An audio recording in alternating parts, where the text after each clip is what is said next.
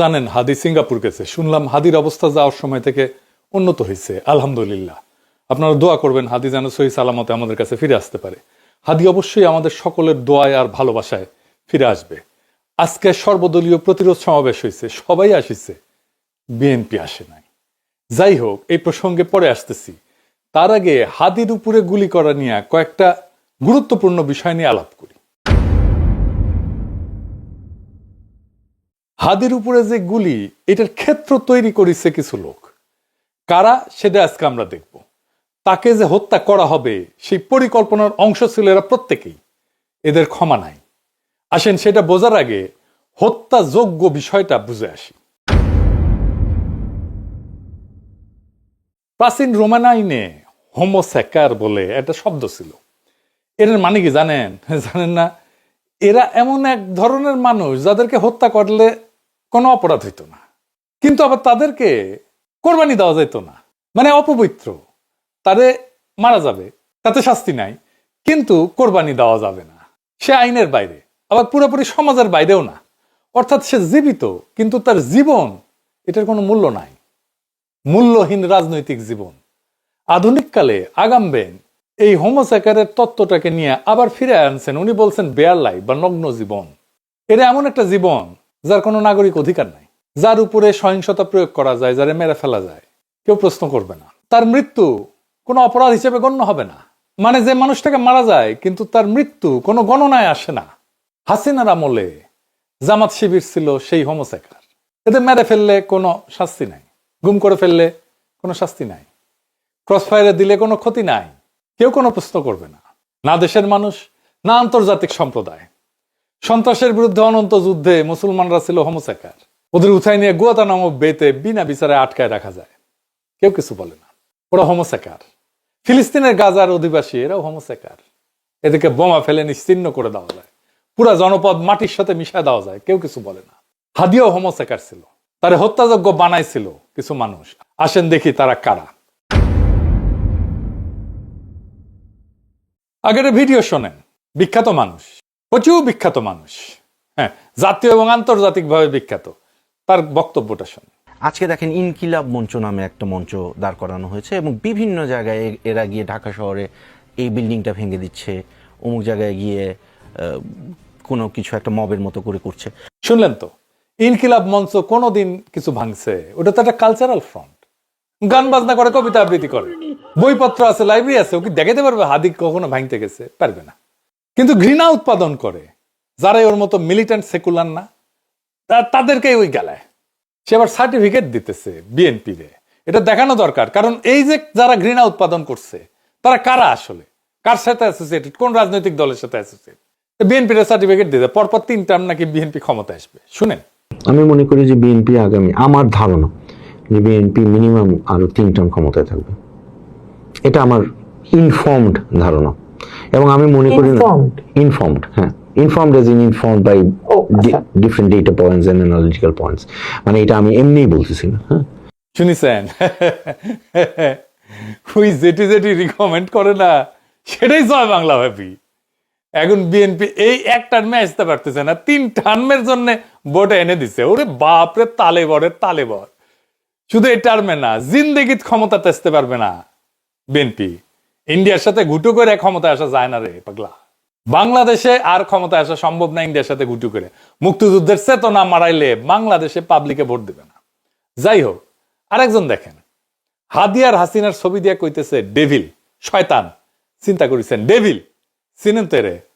বিএনপির বিশিষ্ট বুদ্ধিজীবী। শুধু তাই না, হাদিকে আমার ঘেটুপুত্র বলছে। কইছে 2024-এর বর্ষা বিপ্লবের পুন মারছে নাকি ইনকিলাব মঞ্চ। দেখেছেন? না না, শেষ হয় নাই, আরো আছে। হাদিকে নাম দিছে, দেখেছেন? এখন দেখবেন ওই আবার কাইন্দা কেইটা শেষ হাদির জন্য।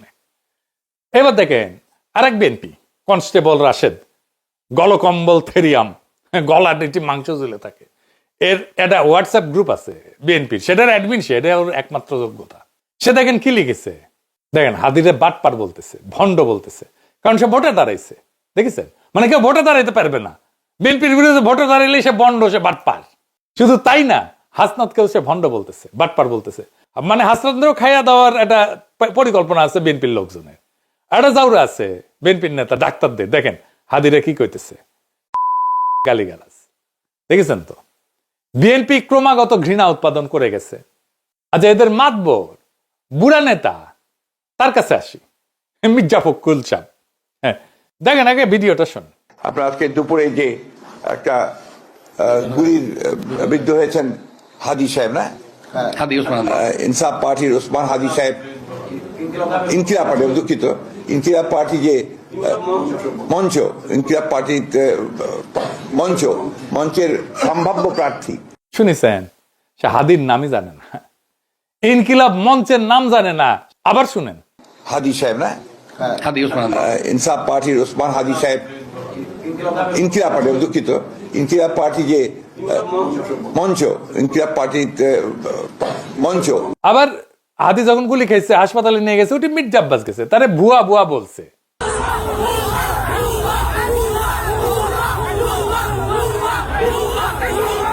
এর জন্য হুঁশিয়ারি দিতেছে মির্জা ফখরুল, শুনেন।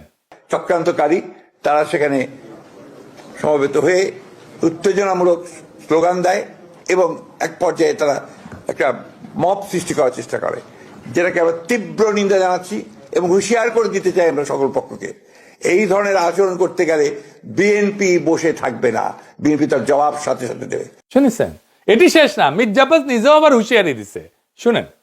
আমি যখন হসপিটালে যাই তখন তারা আক্রমণাত্মক স্লোগান দিচ্ছিল। শান্ত থেকেছি, নীরব থেকেছি, কিন্তু ওই মুহূর্তে যদি আমার নির্দেশনা পেত তাহলে তোমাদেরকে তুলোধুনা করতে আমাদের খেলাধুলা করতে। শুনেছেন, 2023 সালের অক্টোবরে দুটা পটকা ফুটেছিল পল্টনে, আর সবাই মিলে ভাগিছে, আর বুক ফুলা উই কইছে, মির্জা আব্বাসই কইছে প্রাণ ভয়ে দাঁড়াইতে পারি নাই। আর এখন মুখ ফুটিছে, তুলে ধরা করে দিবে নাকি। হ্যাঁ, ভাষা দেখেন, ভাষা বিএনপির স্থায়ী কমিটির নেতার, বুড়া নেতার ভাষা। 2 পা হাঁটবার গেলে 4 বার দম ফুটে যাবে, উই তুলে ধরা করে দিবে, ভাষা দেখেন। সর্বোচ্চ নেতা বিএনপির, এই দলের ভোট দিয়া ক্ষমতা আনবেন, ভাইবা দেখেন। মির্জা আব্বাস তো এই হত্যা চেষ্টার 1 নাম্বার সন্দেহভাজন। অবশ্যই যে কোনো অপরাধ বিজ্ঞানে মির্জা আব্বাসকে সন্দেহের তালিকায় রাখা হবে, এটা তার উপরে বিলা হয় না, এটাই নিয়ম। সে করাইছে কি করায় নাই সেটা অন্য আলাপ, কিন্তু হাদি মারা গেলে বা নির্বাচন করতে না পারলে হাদি, মির্জা আব্বাসের লাভ তো সরাসরি লাভ। এই তদন্তে মির্জা আব্বাসকে জিজ্ঞাসাবাদ করা হবে, যতই খারাপ লাগুক শুনতে, এটা করা হবে। শুটারদের সাথে মির্জা আব্বাসের কোনো কানেকশন আছে কিনা খুঁজে দেখা হবে, এটাই নিয়ম। যে কোনো তদন্ত কর্মকর্তা এই কাজ করবে। মির্জা আব্বাস কোন মহারাজা এসে গেছেন আপনি যে ভুয়া ভুয়া কইতে পারবে না, পলিটিক্স করতে এসেছেন? চামড়া এত পাতলা কেন? ম্যাখরে তো থাপ্পড় মারিছিল এটি প্রেসিডেন্ট, এটি ভুয়া ভুয়া কইছে, আপনি তো গায়ে হাত তোলে নাই, মাইনের ভয় দেখান কেন? মাস্তানি, হ্যাঁ, বুড়া হয়েছেন তাও খাইসলত যায়নি না, মায়ের ভয় করে নাকি আজকালকার পোলাপান? হাসিনার সাথে সিস্টেম করে টিকেছিলেন, সবাই জানে, মুখ খুলেন না। আপনার জন্য তোফা রেডি হইতেছে, কলে ইলেকশনের আগে পেয়ে যাবেন। মুখ সামাল, আওয়াজ নিচে। এই সমস্ত বিএনপির গুন্ডামি হুমকিকে বাংলাদেশের পাবলিক দেন। এবার আসেন, বিএনপির আরেক বাটপাট শাখা আছে, এই বাটপাট শাখা হাদিরে নিয়ে কি বলছিল দেখেন। জুলাই গণ অভ্যুত্থানে হাদির অবদান কি দেখতে হবে না? এই গণ অভ্যুত্থানের সময়ে, গণ অভ্যুত্থানের পরেও হাদি নামে কাকে মানুষ চিনত না। বাংলাদেশের সংকটে হাদিকে এদেশের মানুষ পায়নি। বাংলাদেশ যখন কাঁদছিল, বিপদে পড়েছিল, যখন রক্ত ঝরছিল, তখন হাদিরা সিনা টান টান করে দাঁড়ায়নি। তখন কিন্তু মির্জা আব্বাস ভাইরা দাঁড়িয়েছিল, তাদের হাজার হাজার কর্মীরা এখানে অবদান রেখেছে, লড়াই করেছে। শুনেছেন, শুধু এটা না, হাদি নাকি মরা বাঘের কান কাইটা ভিড় হয়েছে। শোনেন, একটা বাঘ মরে আছে, বুঝছেন, সেই বাঘের কানটা কাটি নিয়ে যায়, মরা বাঘের কান কাটি নিয়ে গেছে এলাকায়, যায় বলতেছে আমি তো বাঘ মারে আসছি। তো হাদির অবস্থা হলো এইরকম। শুনেছেন, বিএনপি যেটা নিজে কবার পারে না, সেটাই বাটপারকে দিয়ে বলায় আর কি। বিএনপির অনলাইন গুন্ডা পুরা বাটপার আশেপাশে নিয়ে বিএনপি রাজনীতি করে। এর পুরা বিএনপি এস্টাবলিশমেন্ট হাদির পিছে লাগিছে, তারে হত্যাযোগ্য বানাইছে। সে বিখ্যাত আন্তর্জাতিক খ্যাতি সম্পন্ন সাংবাদিক থেকে শুরু করে এই আমতারেকের মতো বাটপার সব একসাথে। যে গুলি করেছে সে তো জেলে ছিল, অস্ত্র সহ ধরা পড়েছিল। তাহলে জামিন করেছে কে জানেন? জানেন না? বিএনপির আইন বিষয়ক সম্পাদক। আর বিএনপি আলারা এসে কয়, আমি ফেসবুকে লিখেছি, তাই কয় যে আইনজীবী মামলা নিবে না, জামিনযোগ্য ছিল জামিন পাবে না, ওই বুঝে একেবারে শেষ। খারান হাইসানি। হ্যাঁ দাঁড়ান এডিটর সাহেব, আমি না এনার্জি নষ্ট করবো না বিএনপির জন্য এসে, বিএনপির জন্য হেসে এনার্জি নষ্ট করবো না, ঘোড়ায় আসুক। এডিটর সাহেব কি বলেন? অস্ত্র সহ চিন্তাই করতে গিয়ে আটক হইলে সেটা জামিনযোগ্য না, কারণ বিষয়টা দুইটা গুরুতর আইনের ধারার মধ্যে পড়ে। পেনাল কোড 1860-এর ধারা 392, এটা ছিনতাই রবারি, এটা শাস্তি 10 বছর পর্যন্ত কারাদণ্ড, তার সাথে জরিমানা, এটা নন বেলেবল। আর ধারা 397, ছিনতাইয়ের সময় মারাত্মক অস্ত্র ব্যবহার, যদি ছিনতাই করতে গিয়ে অস্ত্র প্রদর্শন ব্যবহার করা হয়, ভয় দেখানো হয়, তাহলে ধারা 397 যুক্ত হয়। এটার শাস্তি কমপক্ষে 7 বছরের সশ্রম কারাদণ্ড, আদালতের বিবেচনায় যাবজ্জীবন পর্যন্ত যাইতে পারে। সিআরপিসি সেকেন্ড শিডিউল অনুযায়ী যে সমস্ত অপরাধের সাজা 7 বছর বা তার বেশি, সেগুলো নন বেইলেবল। হাসিনা আমলে তাপস যেভাবে টেকা কামাইছে না আদালত থেকে, যে কোনো জামিন, যে কোনো রায় তাপসরে বকরা দিয়া তারপরে আসতো, ওইটা কিছু বিচারপতি পাইতো, আর বাকিটা তাপস রাখতো, আর কিছু হাসিনা পাইতো আর কি। এইভাবে এই বিএনপির আইন বিষয়ক সম্পাদকে দান্দা করিচ্ছে এখন, ওর কালে টাকা আর টাকা, সব আওয়ামী লীগের তারে ধরে, আর জামিনের ব্যবসা করে লাল হয়ে যেতেছে। ওই বিএনপির আর একটা ফ্রন্ট আছে, স্মার্ট ফ্রন্ট, হ্যাঁ, জামাই কোটার বুদ্ধিজীবীর নেতৃত্বে। সে কইতেছে আওয়ামী লীগ ঠেকাইতে নাকি দীর্ঘমেয়াদী ঐক্য লাগবে। হ্যাঁ, এডিটর সাহেব আবার তো হাসা লাগে, না থাকে আজকে আর নাই হাসি। তো যাই হোক, ঘোড়াও একটু রেস্ট নিক আর কি, তার নিজের দল কিন্তু আসে নাই, ঐক্য তো হয়েছে না। একদিকে বিএনপি, ইন্ডিয়া, আওয়ামী লীগ আর ওয়াকার, আর একদিকে সারা বাংলাদেশ। সামনে নির্বাচনে খেলা হবে এই দুই ফ্রন্টে। এর মধ্যে আনিস আলমগীর ধরা পড়িছে, তো ওই কইছে যে আমি আর ইলিয়াস নাকি তারে ধরাইছি। সম্পাদক পরিষদ বিবৃতি দিচ্ছে, বাক স্বাধীনতা, ওরে বাপ রে। আবার হাসিনার দালাল বিবিসি লিখিচ্ছে যে আওয়ামী লীগ সরকারের সময় ভয়ের সংস্কৃতি গড়ে তোলার যে অভিযোগ উঠেছিল, এখন আবার সেই ভয়ের সংস্কৃতি ফিরে এসেছে কিনা সেই প্রশ্ন উঠছে। ওরে বাবা, এই বিবিসি বাংলা 2009 থেকে 2024 দীর্ঘ 15টা বছর স্থায়ী আওয়ামী ফ্যাসিবাদের যুগ প্রতিষ্ঠায় এবং খুনি হাসিনার ভয়ের রাজত্ব কায়েমে বিবিসি বাংলা অসীম সাহায্য করে গেছে, সহযোগিতা করে গেছে, পৃষ্ঠপোষকতা করে গেছে।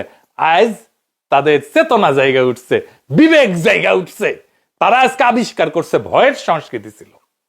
হ্যাঁ, যারা ফ্যাসিবাদের সময় ভয়ের ভাষা তৈরি করছে, তারাই আজকে ভয়ের সমালোচক সেজে বসছে। মানে কতখানি দেউলিয়া হইতে পারে এই সাংবাদিকগুলা। হ্যাঁ, ফ্যাসিবাদের বিরুদ্ধে বয়ান তৈরি করা যাবে না, এটা স্পষ্ট বার্তা দেওয়া হয়েছে। আমরা আরো দাবি করি যে নতুন আইন করে লুটেরা, খুনি, ফ্যাসিস্টদের পক্ষ অবলম্বনকারী দালাল সাংবাদিক, শিক্ষাবিদ, তথাকথিত সাংস্কৃতিক কর্মী, কালচারাল ফ্যাসিস্ট, এদের বিচার কইরা যাবজ্জীবন কারাদণ্ড দিতে হবে, নয়তো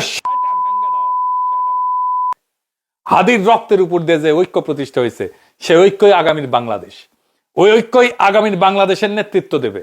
দেশের গণতন্ত্র, মানুষের অধিকার ও জাতীয় স্বার্থের বিরুদ্ধে যে কোনো দমনমূলক ফাঁসিবাদী ও পরাধীনতামূলক রাজনীতির বিরুদ্ধে প্রতিরোধ করে তুলব এবং ভারতীয় আধিপত্যের তবলা, জনবিরোধী ও রাষ্ট্রের স্বার্থ বিরোধী শক্তি, গুম, খুন ও গণহত্যাকারীদের দল, ভারতের মদস্পুষ্ট আওয়ামী লীগ, তাদের সহযোগী, তাদের পক্ষে বয়ান উৎপাদনকারী কালচারাল ফ্যাসিস্ট কাউকে এই বাংলাদেশে অপরাজনীতি করতে দেব না। সেই নতুন বাংলাদেশ গড়ার লড়াইয়ে হাদি আমাদের সাথে থাকবে। হাদি সুস্থ হয়ে ফিরে আসবে ইনশাল্লাহ।